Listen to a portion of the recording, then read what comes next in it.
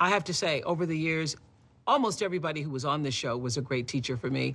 And one unexpected one was a woman who's become a phenomenon in business. We had a really fun experience one day when we were mixing up some concoction in the kitchen. This was what happened when Paula Deen came to visit. My children are not eating any. Why aren't you eating? Because you're saying, I've had more fried chicken than I can really. They're like, oh, Mom. I'm too nervous to eat it. You're too nervous to eat. Mama's on Oprah today.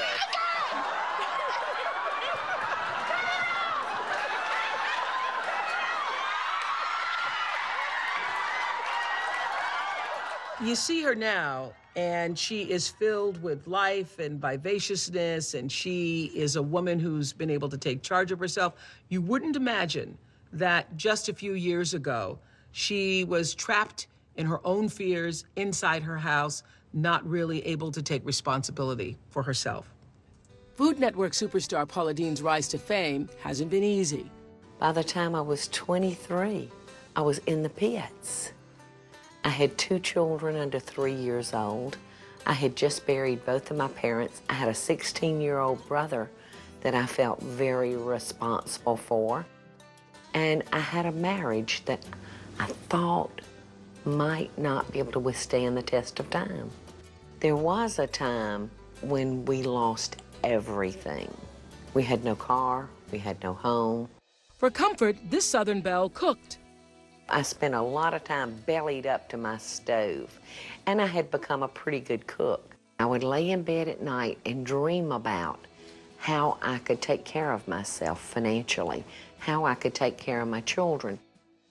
On a wing and a prayer, Paula took $200 and started a business out of her Savannah, Georgia home. Her business plan was simple: make her Southern favorites. The bag lady was born. I would make these wonderful little meals. They tasted good, but they looked like hell, honey. Paula's teenage sons, Jamie and Bobby, handled the deliveries. These 2 handsome, strapping boys had been reduced to peddling their mother's sandwiches. And as their mother, I didn't want them to have to do that.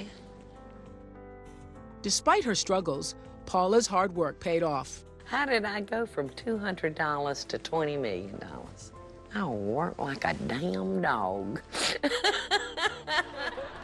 So tell us again how you went from catering to this amazing thing. Oh, my goodness. You know, it's so much of it has to do with God's generosity. Mm-hmm. You know, I made a commitment to work, and God blessed it.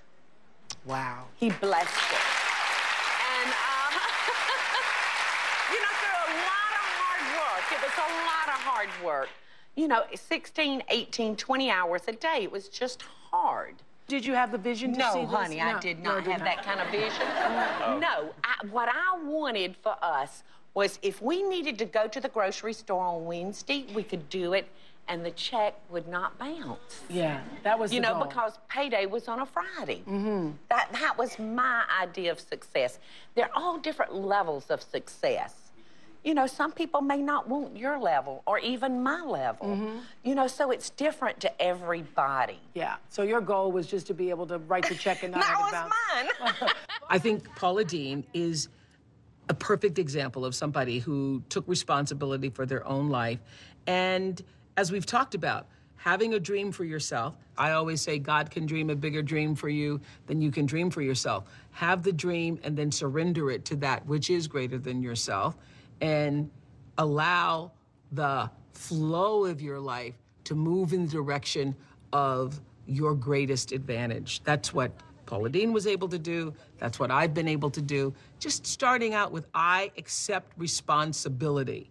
I accept responsibility for what is going to happen to me.